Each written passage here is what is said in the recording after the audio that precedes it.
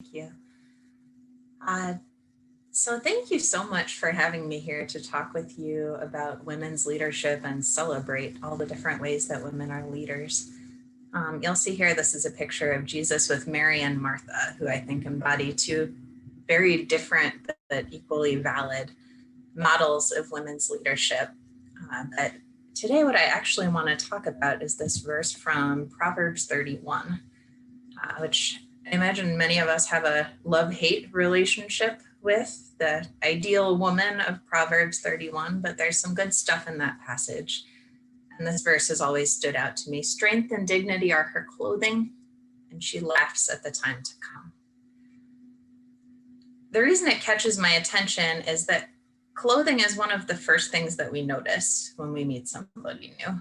So if this ideal woman described in the passage is clothed in strength and dignity, they're not just internal qualities, they're on the outside where everybody can see them. They're the first thing that people notice.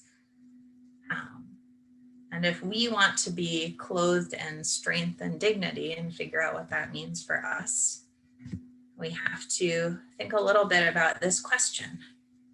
What is dignity? What is strength? But most of all, what is a strong leader? I'm the first female rector at St. Paul and the Redeemer in Hyde Park on the south side of Chicago. And when I came in 2018 to meet with the search committee, I had a great time and we were getting along so well, and I loved the parish. And I really wanted to be the priest that they were looking for. And so I was listening very carefully to how they described that priest they were looking for. Everyone on the committee kept using the word strong. We need a strong rector. We want a strong leader. We just want somebody who will be strong. And I was getting to the point where I was wondering if they were going to take me out to the parking lot and ask me to lift a car. So getting anxious about my potential strength or lack of strength as a leader, I finally asked them, what does that mean to you? When you think of a strong leader, what do you picture and how will you know if your rector or any of the leaders in your church are strong? And everybody in the room sat back and thought about it, including me.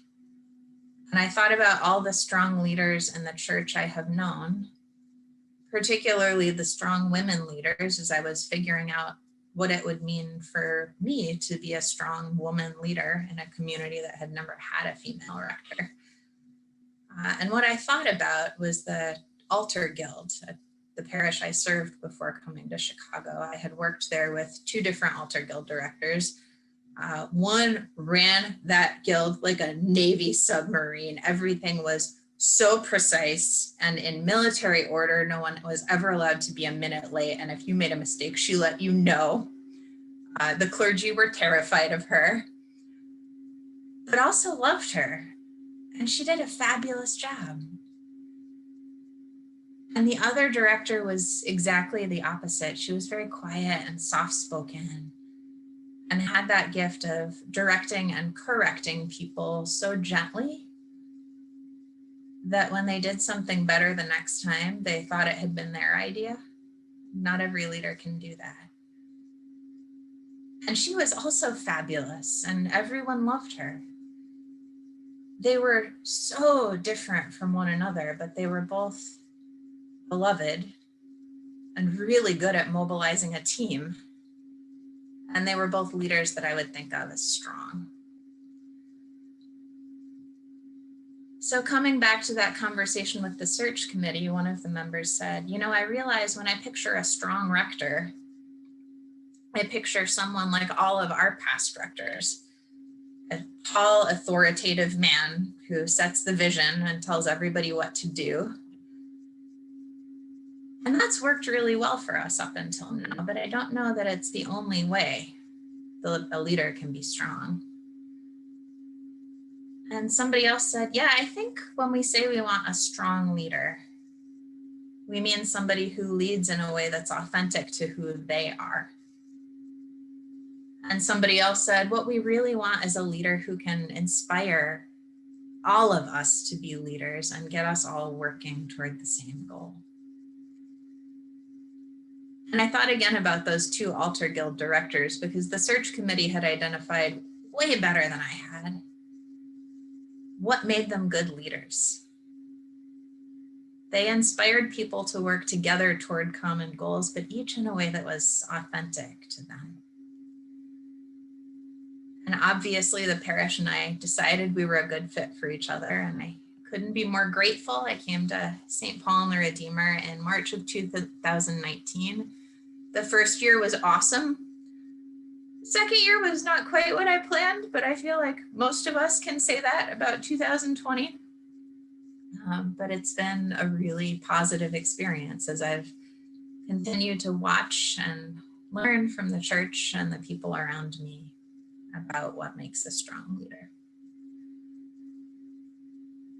But coming to talk with all of you today, I thought back to that conversation with the search committee, because ECW is tapping into a question I have spent a lot of time wondering about. Is there anything unique about the way that women lead? And we're at a moment in the history of the church when women can lead in so many different ways, when everybody can lead in so many different ways. And it's thrilling because that means that people are able to lead in accordance with their gifts and not just in accordance with whatever roles society has assigned to them, or with arbitrary rules about what men and women can and cannot do. And we all know from being in church communities, some people have real talents for building maintenance, and some people have talents for preaching, and some for quilting or finance or children's ministry or proclaiming the gospel. And God gives us those gifts really irrespective of gender. If each person is invited to use their particular talents in service to the mission of the church, that's when we thrive. And as a woman in the church, I have done tasks traditional to women and tasks traditional to men. And what made me love them or hate them was not whether I fit the role, but whether the role fit what I loved and what God had given me the talent to do well. As one example, more than once I have found myself in the parish kitchen helping cook a big dinner for the whole church, which I would not characterize as one of my talents. I didn't feel particularly joyful about it. And frankly, I don't think the people who had to eat my food did either. But I've also found myself leading a prayer service for children under 3 and their families. And that was so much fun and so life-giving and so exciting. And I loved doing it, not because I'm a woman and women are supposed to be good at caring for young children, but because working with kids that age was really life-giving for me and tapped into what I loved to do. It brought me a lot of joy. So just like there's no one model for a strong leader, there's no one model for women in leadership. And I feel like ECW really understands this, that it's a crucible for women's leadership and raises up women leaders in so many different ways in the church. That being said, I do think that there are some common elements to how women exercise our leadership. And before I get to those, I want to ask all of you to answer a question in the chat. Just type it in. What were you taught about what it means to be a Christian woman? And where did those messages come from? It can be good messages, bad messages, things you learn from family or church or culture. I'm going to keep going, but just add your answers in as they come to mind. Here is one answer to the question of what it means to be a Christian woman. This is a total historical artifact, not so old of an artifact. In the early 2000s, these Bible zines became incredibly popular. They had a moment among young adults. If you look carefully, you can see this looks like a women's magazine. It's actually a New Testament, the complete text of the New Testament in magazine form. And in one way, that's kind of cool. It's really inviting and encourages people to pick up and read the Bible who maybe would never go for that doorstop-sized leather-bound King James. But in another way, what messages is this giving us about Christian womanhood? A woman on the cover of this Bible, because it is a Bible, could not possibly be less threatening, right? She's in a sundress, she's surrounded by wildflowers. The text surrounding her is all about being beautiful and finding true love. And that's fine. But if this is what our Bible is telling us, even if it's just the cover text, what does that mean for those of us who haven't found or have lost our true love? What does it mean for any of us in the moments where we look in the mirror and don't feel beautiful? I feel like what we all need to do is write our own script for what it means to be a Christian woman and a Christian leader. Which means that if we were holding this Bible zine in our hands, we could rip the cover off and replace it with our own pictures, our own text. It doesn't change the truth of what's inside. The difference is in how we package it in a way that's meaningful for us. So when I think about women in leadership, what I would want to put on the cover of this women's Bible zine, here are a few things that come to mind. In my experience, the women leaders I have known and looked up to are incredibly relational. And I think a lot of us define ourselves by our relationships. If you ask me who I am, I'll give you a bunch of words that tell you who I am in relation to other people. I am a wife and a mother and a daughter, a priest in relationship to the people of my church, a friend. And I think being relational in this way is really powerful. It helps us remember that we're responsible to other people, which makes us good leaders. It helps us grow in love. It helps us consider how our actions affect others. But there are also some dangers to defining ourselves in this way. One of them is that because we're so tuned in to the thoughts and feelings of others, we can begin to define ourselves by how people think of us, which can really be corrosive because much as we might try, in the end, we don't control how other people think of us. We can act in good faith and try to do everything right and still find that people don't like us or don't appreciate us or don't value our work. And if our entire sense of self is tied up in the approval of others, it's going to be really hard to keep going in moments when others don't approve. But there's also a secret to healthy relational Christian leadership.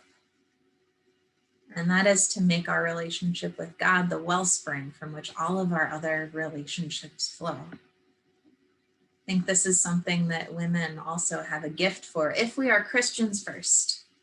And if we see our love for God as the source of all our love for others, then we're staking our identities on something that we can't lose, that won't change, that will always be a source of purpose and joy. And this actually gives us the power to love more deeply and commit more fully to the people in our lives because we don't have to demand affirmation from them all the time.